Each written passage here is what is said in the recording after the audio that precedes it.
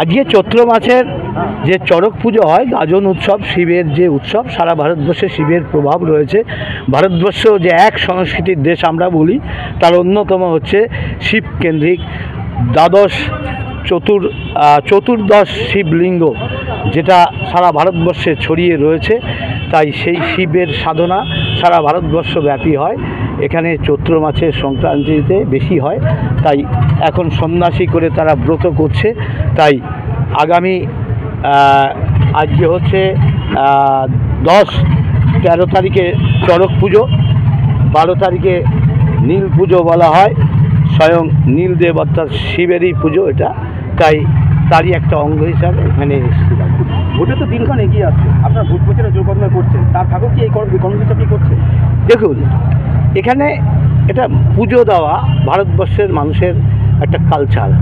আমরা বহু উপাসনা পদ্ধতিতে বিশ্বাসী, তাই শিবকে আমরা সাধনা করি। তাই এটা আজকে করছি বলে নয়, আগের থেকেও করতাম। তাই এখান দিয়ে যাচ্ছি, শিবের গাজন শুনে স্বাভাবিক সন্ন্যাসী দেখে আসতে হয়, শ্রদ্ধা জানাতে হয়, তাই শ্রদ্ধা জানিয়ে গেলাম।